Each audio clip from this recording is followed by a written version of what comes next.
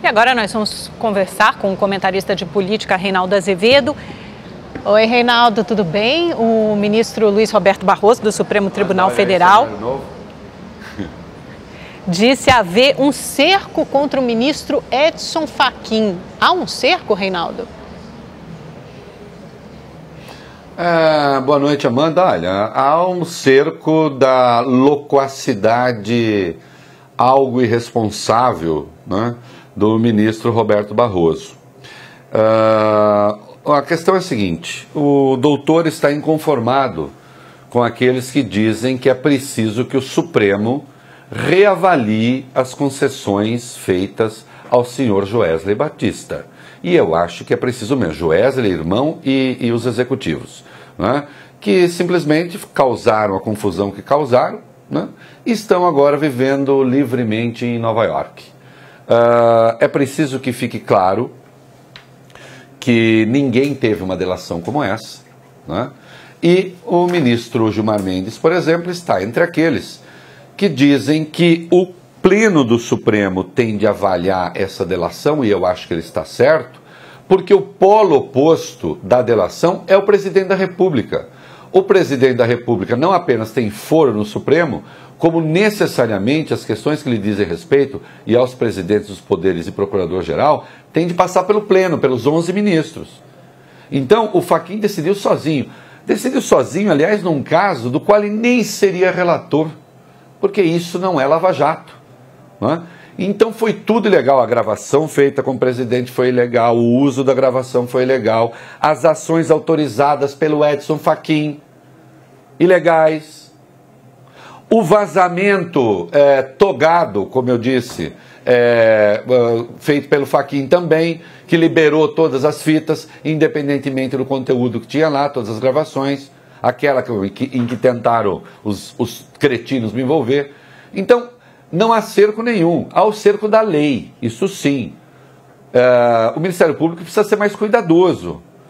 O procurador Marcelo Miller era o braço direito do Janot, trabalhou até 5 de março na Procuradoria e no dia 7 já estava no escritório de advocacia, que estava fazendo justamente o acordo de leniência da JBS, do grupo JF. Ora, vá ver o que diz o artigo 95 da Constituição. Lá está escrito, ele tem de ficar em quarentena 3 anos. Ele ficou em quarentena 2 dias. O que há, sim, é um cerco da ilegalidade em nome da legalidade. Não custa lembrar o Bertolucci, né? O fascismo começa caçando tarados. Reinaldo, boa noite. Como é que você viu essa manifestação em Copacabana, no Rio de Janeiro, de artistas, intelectuais, pseudo-intelectuais, em favor das diretas já? Olha, sobretudo pseudo-intelectuais, né? Boa noite, Boris. Eu acho engraçado, né? Em 68, na passeata dos 100 mil, o Caetano Veloso estava lá na linha de frente com outros, 25 aninhos. Ontem, o Caetano Veloso estava de novo anunciando lá 100 mil pessoas, não havia 100 mil pessoas, nem a pau, mas de qualquer modo 100 mil pessoas e o Caetano com 75 aninhos. É claro que um homem de 75 pode pensar o mesmo que um jovem de 25. O problema é que o Brasil de hoje não é a ditadura de 1968, que resultaria no AI-5, né? A reivindicação, por exemplo, de eleições diretas é nada menos do que uma reivindicação ilegal e inconstitucional. A Constituição proíbe, no artigo 60, cláusula pétrea, imutável, até por emenda, que se mude a periodicidade da eleição no período de um mandato, né? Então não pode. Simplesmente isso. O que essas pessoas estão querendo são as forças que foram derrotadas pelo impeachment, que agora se conjuram, né? E aí ficam lá fazendo suas metáforas. Em 68 tinha sua graça, falar vem, vamos embora, que esperar não é saber, quem sabe faz a hora, não espera acontecer. Aliás, os versos mais burros da música popular brasileira, mais estúpidos, mais energúmenos, né? Que só incentiva porra louca, tinha sentido fazer isso. Em 2017, esses senhores estavam lá, inclusive Boris, contra a reforma da Previdência.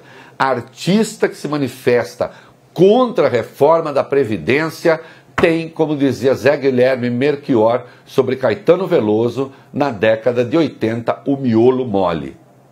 Ô, Reinaldo, e por falar em economia, hoje a gente até teve uma boa notícia, um fôlego, um refresco, mas o estrago político já começa a cobrar um preço e, pelo visto, pode ser um preço alto. Exato, Amanda. Olha, é triste ter de constatar isso, mas o Brasil teve o melhor primeiro trimestre entre os países da OCDE, né, na economia. Não obstante, né, os indicadores aí já apontam uma tendência de reversão, né? Digamos, os índices positivos pararam de subir, né? Então a perspectiva é que já o juro tende a ser maior, a inflação eventualmente maior, ainda tudo muito pequeno, mas a política, o desastre político já começa a ter efeitos econômicos. Enquanto isso, Joesley folgadão continua lá em Nova York, junto com aquele seu irmão, o Wesley, que também tem um adjetivo que rima com folgadão. É isso aí. Reinaldo, até amanhã, obrigado. Boa noite, Reinaldo.